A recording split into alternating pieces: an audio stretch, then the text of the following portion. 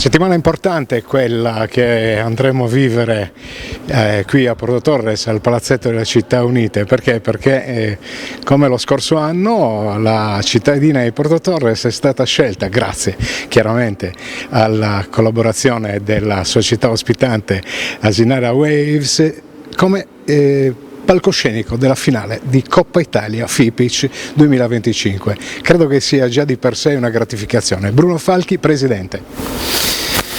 Buongiorno a tutti.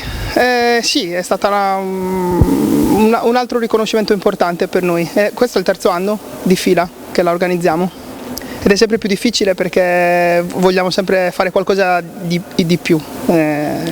Quest'anno diciamo che ci siamo un po' riusciti perché per la prima volta ci siamo noi come qualificati alle Final Four, quindi è ancora più pesante sia l'organizzazione che la tensione, le emozioni, tutto.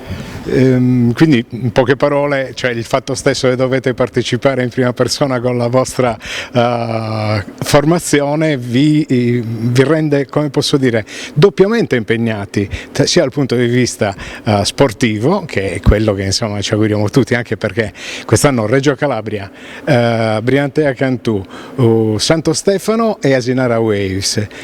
Diciamo che la possiamo giocare, possiamo dirlo, Presidente? Sì, possiamo giocare, le partite sono tutte da giocare, è ovvio che per me non hanno pronostico queste partite, perché le partite secche sono partite che hanno sempre solo una storia e nasce e finisce durante la partita, però siamo qui, ci vogliamo divertire. Io credo che sia giusto lasciare le pressioni a chi questa finale l'ha fatta per 10 anni di fila, Cantù e Santo Stefano. Non me la voglio godere bene, non male, quindi non abbiamo pressioni, vogliamo scendere in campo, divertirci, fare bene e basta, poi guarderemo il tabellone alla fine della partita.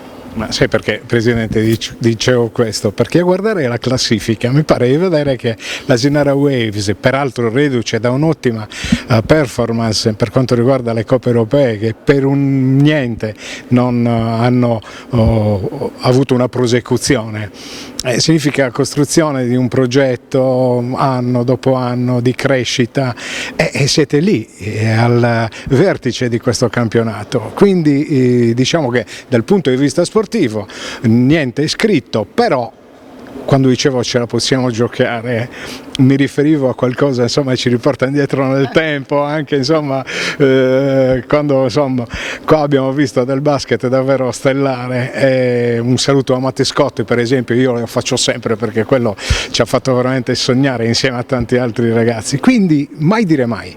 No, assolutamente, abbiamo dimostrato che possiamo giocare e vincere con tutti e perdere con tutti. Siamo là in alto nella classifica, abbiamo purtroppo fatto uno scivolone sabato a Giulianova, ci sta, Giulianova per me non merita la classifica che ha, lo dico sempre, lo continuerò a dire, Giulianova per me era una squadra da prime posizioni in classifica, chiunque giocherà a Giulianova avrà filo da torcere. Benissimo, ultimissima cosa, dunque si inizia sabato con le 2 semifinali e poi domenica la finale. Diamo gli orari, Bruno? Sì, la prima semifinale è alle 4:15, se non ricordo male, sì, 4:15, Cantù Reggio Calabria e poi a seguire ci saremo noi 18:45. Naturalmente siete tutti invitati, parlo a beneficio dei nostri ascoltatori, perché? Perché ci sarà veramente da sostenere questa formazione turritana che si sta ben comportando e poi niente, vedremo, noi la racconteremo, grazie. Grazie a voi.